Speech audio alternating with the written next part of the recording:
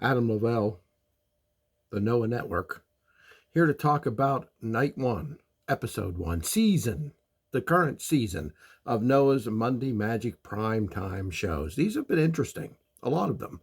I haven't liked every single episode of every single season, but I've enjoyed it for the most part. Let's take a look at the show that happened on May 26, 2025. And this was in Shinjuku Face, I believe that's how you say it. The first match was Alpha Wolf versus Dragon Bane. Excellent matchup, right? Excellent wrestlers, incredible tag team. I'm a big fan of both of these guys. But I didn't absolutely love this match. First of all, it was a 10-minute time limit draw. There you go. Results right out in the open. That's fine. I don't really have a problem with that. Noah isn't known for doing a bunch of draws. This isn't Stardom, right? I love Stardom, don't get me wrong, but sometimes you can have too many draws. Noah isn't known for doing a bunch of draws, so that's good. But I didn't love this because it started off like, oh, we don't want to fight each other. We don't want to fight each other. But makes sense, right? They're like brothers. They're a tag team. They're the junior tag team champions. It means something to them. They don't want to risk injuring each other or something like that in a match like that. But that's what Monday Magic is about. You have no idea what's going to happen. The matches are booked on the fly, and at least that's how it's presented. And I like it. This is a cool idea. It works. This match, again, wasn't bad. They finally did settle down and start wrestling each other, but along the way, it was usually Dragon Bane laying on his back, asking Alpha Wolf to pin him, and then sort of faking him out and continuing to wrestle and what have you. Again, the match was fine. There was nothing bad about it. But, man, it didn't feel real serious. It felt like these guys were playing around a little bit. Now, I'm not AEW kind of playing around where everything's for shits and giggles and you're in on the joke and gaga and ha ha and hee hee and all that crap. But I just really, really miss the days when Noah was so badass. Whenever I begged wrestling fans to watch Noah, and I still highly recommend it, please don't misunderstand. But I so miss the days of Nakajima, and guys like the Ngozi Ozaki just beating that, and Fujita just beating the hell out of each other. I could name countless other guys. Yeah, the old men, the boring old men that so many of you Puresso fans, wrestling fans, complained about. I miss those guys so bad. Tanaka, I mean, these guys, I don't care how old they were, they made their matches look like a fight. And again, please don't misunderstand. Wolf and Bane did just a fine job, but it was another modern style matchup with just a little bit of goofiness in it. But because just watching these two, one moment acting like, no, we don't want to fight each other, and the next minute fighting each other, in the middle of fighting each other, acting like, no, I'll just lay down and take the pin. No, I won't. I'm going to kick out. No, you won't. I'm going to pick you up. I'm not going to let you do this. I understand the psychology behind it, what you're trying to say to us, that they sort of had to make themselves fight each other. Okay, I would have much rather them just fought each other. And I think it would have been a much better match if they just would have sucked it up, shook hands, and said, here we go. We are going to compete big time. And they did, but there were still portions where it's felt like they were laying back and asking themselves the question again, do we really want to do this? Make the decision before the bell rings or as soon as the bell rings and go at it the whole match through. Match would have been a lot better. Again, it wasn't bad, but it would have been a lot better if they just would have fought from the opening bell for the entire time. I'm picky, but I'm known as the wrestling snob, and that's just the way it is. You can give me a thumbs down if you don't like it. I don't really care, but I want Noah to be badass again from opening bell to final bell. It's really what I want. Match 2 from Monday Magic on May 26, 2025 was a pretty good one. 6-man tag team match that saw Hayata, Manabu Soya, and Saxon Huxley, the passionate Rattels, gonna shake the ropes, baby, taking on Eita, Muhammad Yone, and Shuji Ishikawa. We don't see Ishikawa in Noah a lot. He's the hardcore champion. I guess he's not signed to Noah. I don't know. I guess. I watched him a lot in All Japan a couple years ago, part of the Violent Giants with Swama. That was a terrific tag team. I mean, a little bit I have seen him in Noah. He seems to be a little slowed. Is that the problem?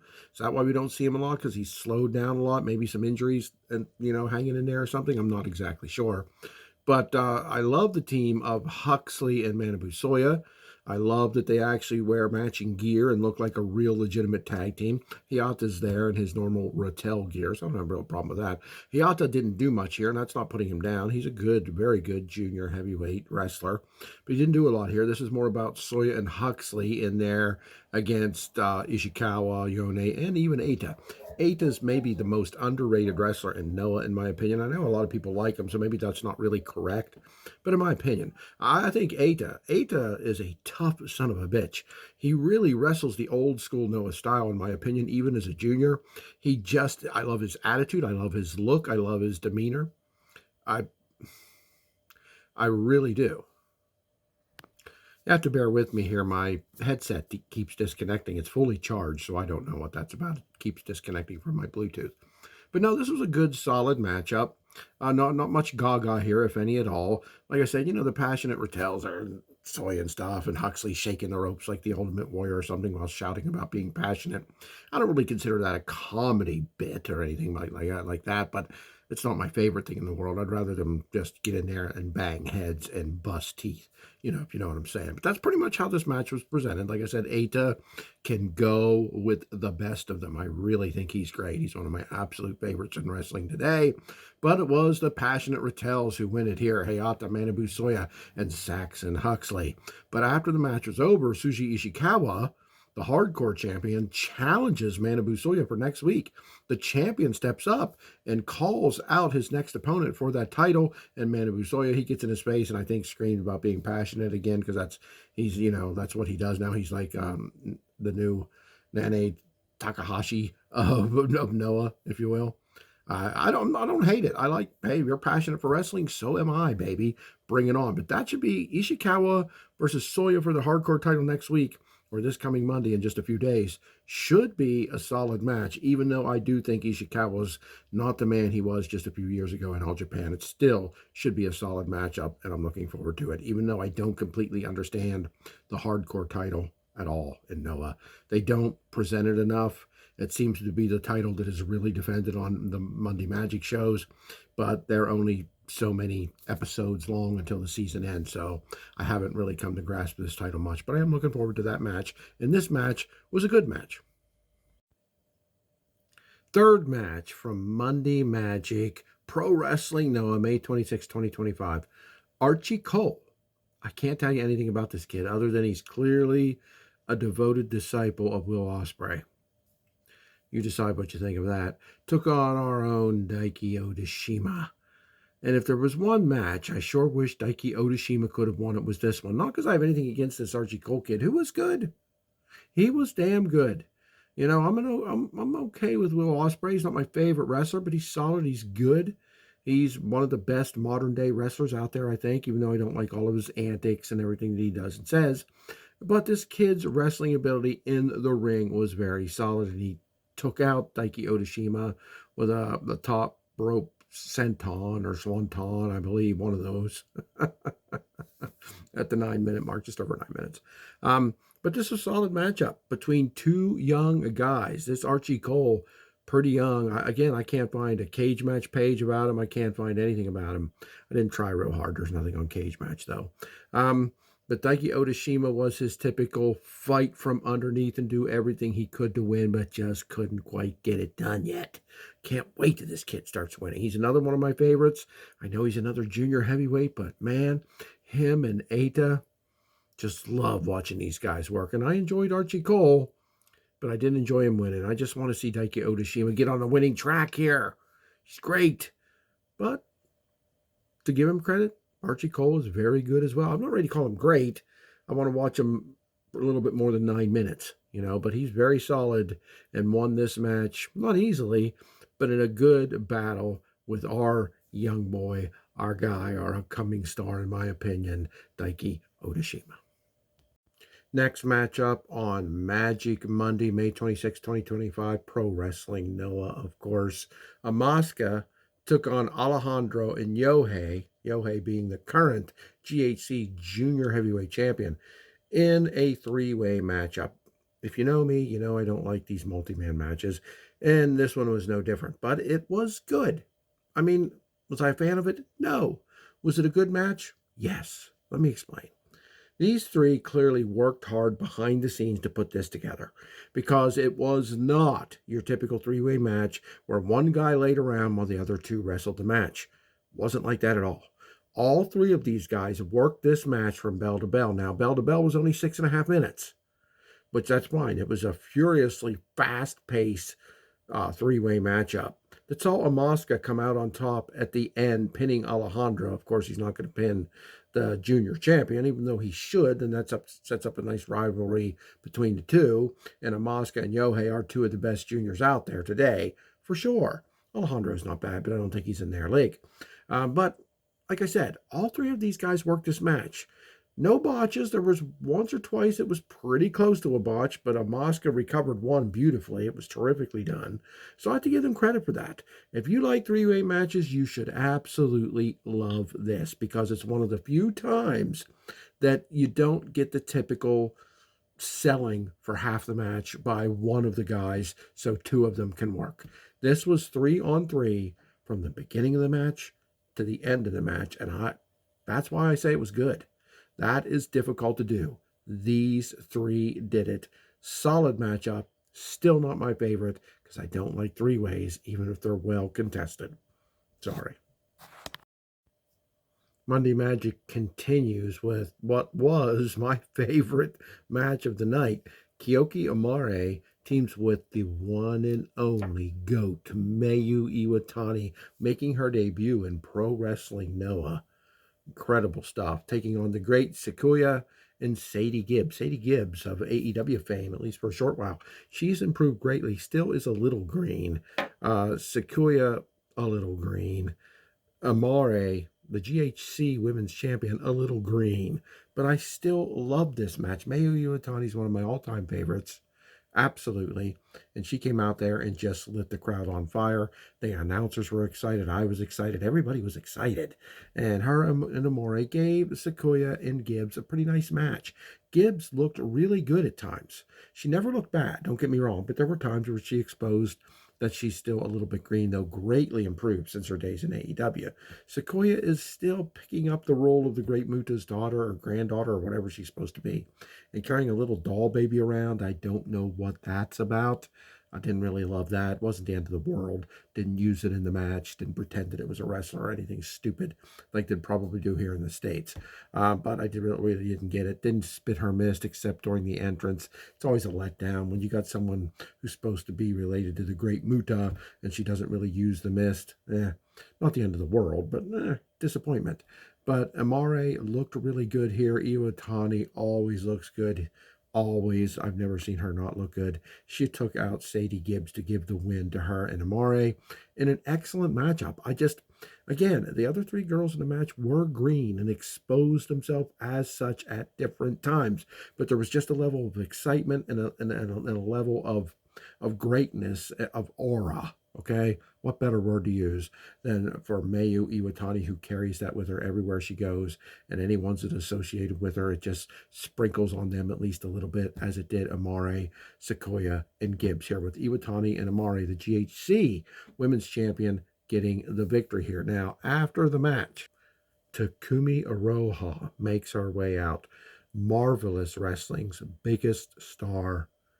Well, pretty much the biggest star by far. I don't know Marvelous really well, but this chick, boy, this woman, she is great as well. Who's she coming to challenge? Is she going to challenge Mayu Iwatani? They've wrestled before in Stardom. They've always been good, solid matches, but no, she's here to challenge Kyoki, the GHC Women's Champion, for her title, and that match is next week, this coming Monday on Monday Magic. Amare better be ready. She's going to be a former champion. She's great, but I don't know if she's ready for this matchup. I can't wait to find out. Sixth match from episode 1 of this season's Monday Magic Pro Wrestling. No, it was interesting. Naomichi Marufuji. I struggle to put those two names together. Naomichi Marufuji took on Hakuro Sato. Now, Sato's an interesting character, and his character here was the one I appreciate and like and respect, and that is of a badass MMA-style technical wrestler. Now, he has some other gimmicks out there. I don't know how often he does them, but I've seen them where he's in like a cleaning maid's outfit, dress, what have you, and he's really a weirdo, okay? Not my cup of tea at all. You keep that shit in DDT or some other indie league they have over there in Japan. But when he wears his gi and his face scarf and he comes out there and wrestles like a badass, Saito is really enjoyable to watch. Marufuji, the genius of the arc, one of the best wrestlers in Noah for many, many years now. And even though he's getting up there in age, he's still one of the best wrestlers they have. No doubt about it. And he displayed it here in this 13-minute back and forth fight. Now, I could almost call this the type of match I want to see in Noah. But look, the chop fast matches get a little tiresome to me. And they did a little more than chops. They had some kicks in there and some arm bars and some takedowns and what have you. But the majority of this 13 minutes, I would say probably 9 minutes of it, maybe 8, were just chopping each other back and forth, which Marufuji won big time. Freaking Sato's chest looked like hamburger at the end of this match. So if you enjoy those kind of matches, the Ishii style matches where he just gets in there and chops his opponent to death, to pieces, over and over and over, you'll love this. I do not enjoy that. Once in a while, throwing some chops at each other, that chops are cool in a way, sissy in another way, if you will. Sorry, just slapping somebody. Ooh. I don't know. Once in a while, they're fine. Ric Flair, woo, at least we didn't get that from the stupid audience. That would have been horrible. They're not a stupid audience. They would have been if they would have done the woo shit. But no, part of this match was cool. Two Puresso, I don't know if I want to call both of them legends or not, but big-time players chopping each other up and hitting some other moves, a brain buster, an arm bar, a leg takedown, things like that here or there, because Saito will actually lay on his back and invite his opponents in MMA style, right? Once in a while, Marufuji was like, nah, kid up, I'm not doing that. So I kind of enjoyed parts of it. But the constant back and forth chops took something out of it for me personally, but I'm not going to say it was a bad match because it wasn't. I'd like to see Saito hang around Noah if he's going to be the kick-ass serious wrestler that he was here. I would like to see that. But he definitely has a lot of weirdness in him that he has to keep away if he's going to be in Noah, at least for my tastes. But this match was decent for what it was, and we only have one more left. The main event, Monday Magic, from the 25th of this month, May 2025, was Kaito Kiyomiya teaming with the returning Titus Alexander, who's been great every time he's been in a Pro Wrestling Noah ring. And they took on Minoru Suzuki, teaming with a guy I've never heard of, Ryan Clancy. But let me tell you something, Clancy's got it. Clancy is great. He's got a little celebratory pose that I guess he's just flexing his back muscles or something. I don't really get it, but not the end of the world. The kid is a really solid worker. I really like his stuff. Minoru Suzuki, for the past couple of years, especially in AEW, has not impressed me. I respect the hell out of the guy. I understand he's a legend. I understand he's MMA, pro wrestling, badass. I get it. I know him. I respect him. But the last few times I've seen him, he's wrestled really soft. His strikes were weak. He sells absolutely nothing, and I know that's part of his shtick. I get that. But here, this was the best I've seen Minoru Suzuki look in a couple years. Maybe since the last time I saw him in Pro Wrestling Noah. Maybe there's something coming to Noah that gives him a spark and lifts his spirits or something, because he looked like old Minoru Suzuki. And I don't mean old Minoru Suzuki, former, past Minoru Suzuki. Kiyomiya and Alexander make a really solid team. They seem to be friendly, legitimately friendly with one another. They work well together. Clancy and Suzuki, who I don't even know if they've ever been teamed before. I don't know if Suzuki even knew who Clancy was. They worked really well as a team. This match was good. I still like the Joshi match a little bit better because I'm just such a huge fan of Iwatani. But this was a solid main event. I wasn't expecting it to be. I didn't expect it to be bad. I just expected it to be sort of disinterested. But to their credit, these four guys worked hard and made me lean into the match and really enjoy it. Kaito Kiyomiya pins Clancy for the win after his new move off the top rope, that big elbow off the top rope gives him the win. And afterwards, Suzuki and Kiyomiya got in each other's face. I honestly, if Suzuki can wrestle like he did here, I want to see that singles match. I want to see Kaito Kiyomiya versus Minoru Suzuki, and hopefully we will. I don't know if that's been announced for Monday night or not. I'm not certain. But if not, I would like to see that match soon down the line. Overall, this show is just okay. I'd give it a 7 out of 10. It's one of my lower Noah scores, and you're probably asking yourself why. Because it was a chore to watch this show. It wasn't a bad show. I didn't really knock any of these matches. I mean, I've said my piece about each and every one of them, what I liked, what I didn't like, but I don't know. I feel like these Monday shows need to be a little bit more special than this was. Again, that doesn't mean it was bad. I don't think the 70% is bad, 7 out of 10, but I didn't hate it in any way, shape, or form. I didn't dislike it. It was just okay. It was an average show that I sort of slugged through because nothing in it really grabbed me in a big way except maybe the Joshi match. And that's, again, I'm just such a ridiculous Iwatani fan. She could have went out there and just stood and jumped around or something and threw that baseball out, and I'd have been happy. So it's not really fair, honestly, to say that match was great because it was just okay as well. But Mayo Iwatani was in it, baby. But no, 7 out of 10. Okay. You could skip this show and not really miss anything. But if you enjoy good, solid wrestling from Pro Wrestling, no, the only company that really gives it to us anymore, I recommend this show. I just don't think it was incredible.